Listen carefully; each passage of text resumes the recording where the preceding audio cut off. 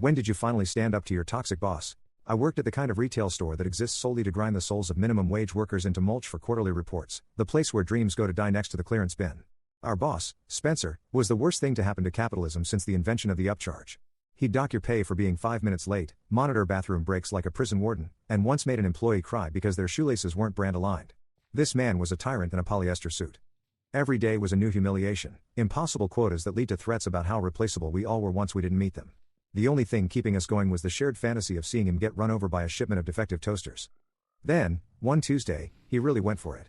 He called an all-hands meeting in the back room just to berate us for not smiling with our eyes. And whatever other stupid complaint he had about us. The final straw snapped when he accused Marissa of subversive stacking because she put the cereal boxes in a straight line instead of a pyramid. Something inside me just broke. I stood up, voice trembling but clear. You know what, Spencer? Maybe if you spent less time inventing new ways to torture us, and more time actually working, our sales wouldn't be so awful. You treat us like garbage, but without us, you're just a sad man yelling at boxes of Pop-Tarts. The room went silent, then erupted in applause. Marissa started a slow clap. People around slowly joined her. Greg from electronics was openly weeping with joy. Spencer went beet red. He threatened to call corporate and get us all fired. You wouldn't fire us. I confidently called his worthless bluff. You are nothing without us and you know it. Wild-eyed, he grabbed a nearby mop and lunged at me, a mistake he would probably regret if he wasn't already dead. Before he came too close to me, I already had revealed my modified Mossberg 590 that I always carry with me in case of emergencies. One moment he was charging towards me. The next he was just a pair of legs that fell down limp. We all stared, frozen, then as one, moved into action. Marissa locked the door. Greg made sure that everyone was on the same page and swore them all to secrecy. Turns out, everyone had been planning for a day like this.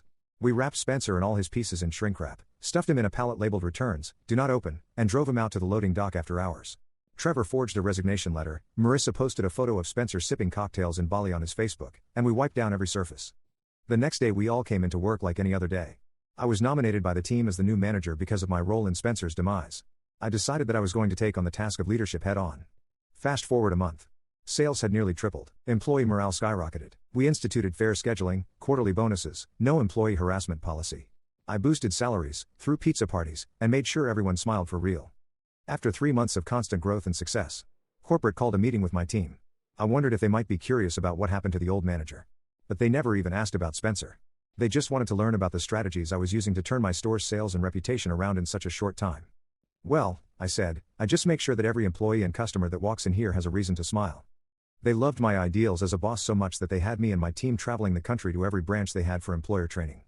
They offered me a job as an executive, but I declined, saying I wouldn't be anywhere without my team. I made sure to stay humble so as to not give anybody a reason to come clean about what really happened to Spencer. After all was said and done, I was working the best retail job in the history of capitalism. They say that you miss every shot you don't take. Every once in a while I think about where I would be right now if I hadn't taken the shot that turned Spencer into a pile of meat. I would probably be miserable working for barely enough money to eat, let alone pay rent. But instead I built up a retail store to be the most successful in my state, providing enough income for me and my team to live comfortably and happily for the rest of our lives. TLDR, my nightmare boss finally pushed me too far.